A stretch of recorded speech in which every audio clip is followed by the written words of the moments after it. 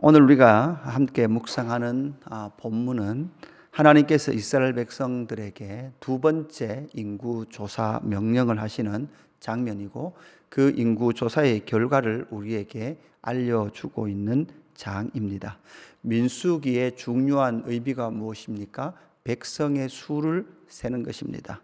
하나님께서 시간의 순서를 바꿔 가시면서 민수기를 열면 민수기 1장에서 이미 20세 이상의 전쟁에 나갈 만한 모든 사람의 수를 세라라는 것을 민수기에서 먼저 말씀하시면서, 이스라엘 백성들이 이제 약속의 땅을 찾으러 가는 길과 약속의 땅 들어갈 때는 전쟁이 기다리고 있다는 사실을 이미 민수기를 통해서 우리에게 말씀해 주셨던 것이죠.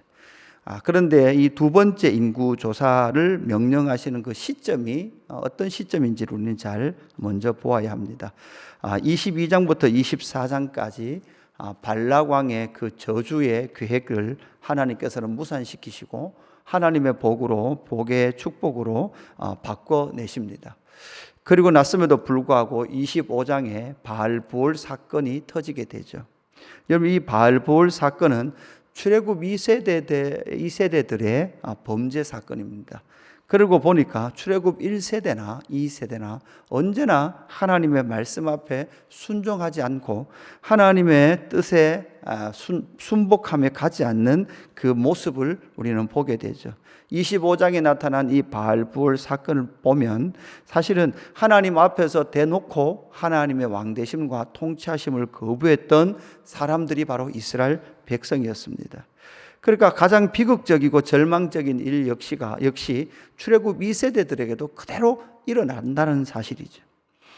이것은 무엇입니까? 출애굽 1세대들의 의나 출애굽 2세대들의 의나 이것은 하나님 앞에서 온전할 수 없다라는 것을 말씀해 주고 있고, 출애굽 2세대들의 그 하나님 앞에 그 도전과 하나님 앞에 그 경건하지 않은 모습은 동일했다라는 것을 우리에게 말씀해 주고 있죠.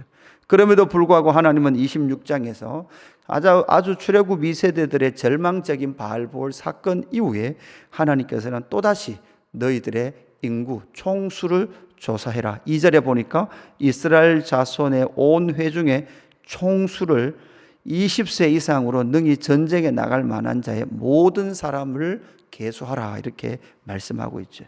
이 사건을 통해서, 이 두 번째 인구조사를 통해서 하나님은 우리에게 무엇을 가르쳐 주고 있습니까? 가장 먼저는 하나님의 언약 성취의 의지를 우리에게 분명히 말씀해 줍니다. 하나님은 절대 포기하지 아니하시죠.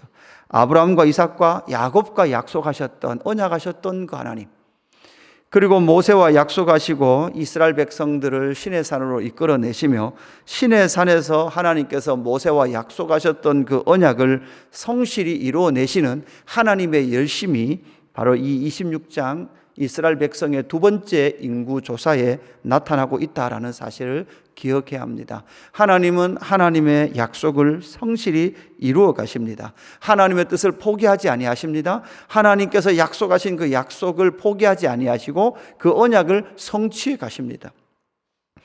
그렇게 하나님은 출애굽 2세대들의 그 타락, 변질, 그 이스라엘 출애굽 2세대들의 경건하지 않은 모습에도 불구하고 하나님은 절대 포기하지 아니하시고 하나님의 언약을 성취해 가고 계시더라라는 것이죠.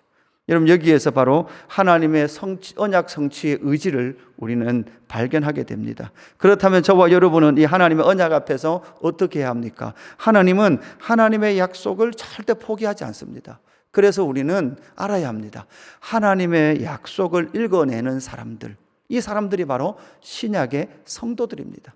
하나님의 약속을 알고 하나님의 일하심의 방향이 무엇인지를 알고 그 하나님의 일하심의 방향대로 자기의 삶을 내어드린 사람들, 이 사람들이 바로 성도요 하나님의 백성들인 거죠.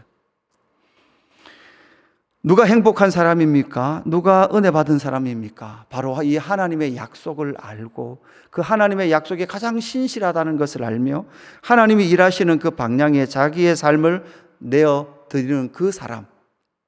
그렇지 않은 사람은 어떻게 보면 하나님의 그 약속에 그냥 끌려가듯이, 아니면 하나님의 약속과 상관없는 삶을 살든지 그 삶을 살아간다는 것을 우리는 꼭 기억해야 합니다.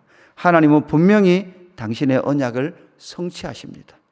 그렇다면 또 한편은 무엇입니까? 두 번째는 무엇입니까? 바로 약속의 땅을 바라보고 있는 여호와의 군대도 잘 살펴보아야 합니다. 이 지금 두 번째 인구조사는 어디에서 펼쳐지고 있습니까? 모압 평지에서 이루어지고 있습니다. 바로 약속의 땅을 바라보고 있는, 어제도 보았듯이 한 12km 정도, 얼마 가지 않으면 요단강만 건너가면 이제 약속의 땅이 보이는, 얻을 수 있는 그곳에서 이제 20세 이상의 전쟁에 나갈 만한 사람들의 숫자를 세고 있는 것이죠. 여러분, 이 전쟁은 어떤 전쟁입니까? 사실 아주 두려운 전쟁입니다. 요단강을 건너가야 될 뿐만 아니라 그 요단강 건너가면 이 가나안 땅에는 가나안 7부족이 살고 있었습니다. 출애굽 1세대들의 정탐병들이 보았던, 사실은 여러분 거인들이 살고 있었던 그런 땅입니다. 네피림의 땅이요 철병거가 있었던 땅입니다. 그들은 성을 쌓고 견고하게 그 땅을 지키고 있는 그러한 땅입니다. 이미 요단 서편에서 있었던 많은 전쟁의 승리의 소식들을 가나안 7부족은 들었을 것입니다. 그리고 이제 이스라엘 백성들이 모압 평지에 머물러 있고 그들의 땅으로 들어올 것을 그들은, 가나안 땅에 있었던 7부족들은 알고 있었을 거예요. 그렇게 전쟁을 준비하고 있는 이 상황 가운데에서 이제 약속의 땅을 바라보며 여호와의 군대는 무엇을 준비합니까? 전쟁을 준비해야 합니다. 하나님께서 이곳까지 이끌어 오신 하나님의 이유는 바로 하나님의 나라 가운데 하나님의 그 복음의 깃발을 들고 하나님의 복음의 그 깃발 앞에 서서 그 복음을 영접하면 구원이요, 그렇지 않으면 무엇입니까? 심판입니다. 하나님께서 이스라엘을 무엇으로 사용하고 계십니까? 구원과 심판의 도구로 사용합니다. 그래서 약속의 땅에 들어가서 그 약속의 땅을 해렴하고 하나님의 거룩한 백성, 거룩한 나라, 그것을 그 땅 가운데 세우기를 원하시는 그 거룩한 전쟁 앞에 서 있다라는 사실이죠. 구원받은 하나님의 백성들, 그 구원받은 하나님의 백성들은 무엇을 해야 합니까? 이 땅 가운데 하나님의 나라가 세워지도록 치열한 영적 전쟁을 포기하지 말아야 합니다. 여러분, 주님 다시 오시는 그날까지 됐다라고 말할 수 없습니다. 이미 시작된 하나님의 나라가 이루어지도록 우리는 우리의 삶을 내어드리며 우리의 온 육신을 내어드리며 하나님의 나라를 살아가고 영적 전쟁을 치러내야 될 사람이 바로 하나님의 나라 백성들이라는 겁니다. 사랑하는 성도 여러분, 꼭 기억하십시오. 하나님의 나라를 이루기 위하여 영적 전쟁을 치러낼 준비를 해야 합니다. 그리고 실제로 신약 백성인 저와 여러분은 전신갑주를 입고 바로 영적 전쟁을 치열하게 치러내며 이 땅 가운데 어둠의 세력을 물려내고 하나님의 나라의 복음을 선포해야 될 사람들이 하나님의 나라 백성 여호와의 군대다라는 것을 우리에게 알려주고 있습니다. 그 일을 위하여 하나님은 어떤 일을 하십니까? 마지막 우리가 세 번째 하나 살펴볼 것은 무엇입니까? 줄어들지 않은 여호와의 군대, 여호와의 군사의 수를 우리는 살펴보아야 합니다. 51절 오늘 본문 마지막 절에 보니까 이스라엘 자손에 계수된 자가 60만 1730명이었더라 이렇게 말씀을 하고 있죠. 민수기 1장에 나타난 출애굽 1세대가요 60만 3550명이었어요. 그리고 광야에서 출애굽 1세대들이 다 죽죠. 그리고 나서 두 번의 연병이 있었죠. 두 번의 연병, 출애굽 1세대들이 다 가데스 바네아에서 죽습니다. 그렇게 다 죽었음에도 불구하고 2차 인구조사에서 60만 1730명, 그러니까 1820명이 줄어들었어요.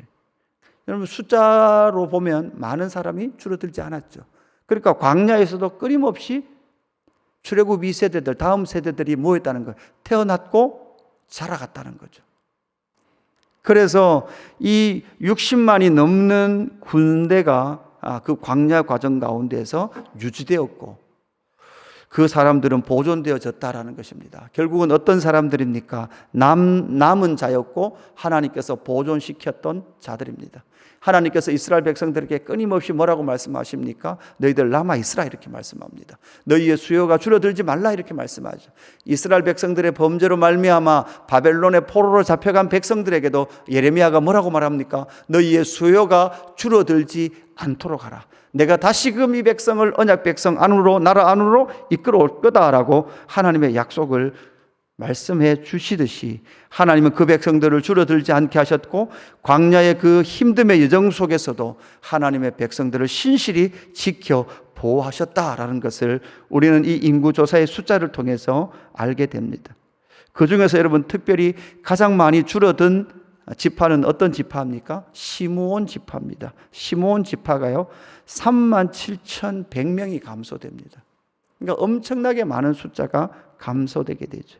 이 시므온 지파의 감소의 원인은 여러분 바알부올 사건의 주범이었던 시므리가 시므온 지파였습니다.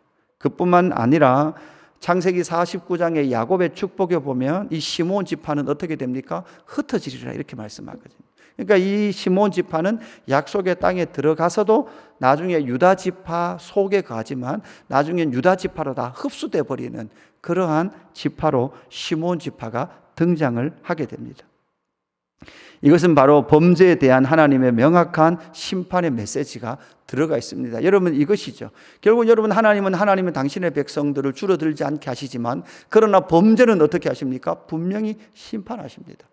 하나님의 나라가 이 땅 가운데 세워져 갑니다. 그럼에도 불구하고 하나님의 나라 안에서도 어떤 일이 있습니까? 하나님의 그 하나님 되심에 도전하며 하나님의 주권에 대하여 반항하는 그 세력들에 대하여서는 하나님은 정확하게 심판하시고 그럼에도 불구하고 그 백성들의 수요가 줄어들지 않도록 보존하시면서 결국은 여러분 거룩한 백성, 거룩한 여호와의 군대를 이 땅 가운데 창설해 내신다라는 것을 우리에게 말씀해 주고 있습니다. 오늘 이 두 번째 인구조사, 여러분 이 기록된 말씀을 우리가 묵상하면서 하나님의 언약의 성취의 의지를 여러분 깊이 묵상하십시오.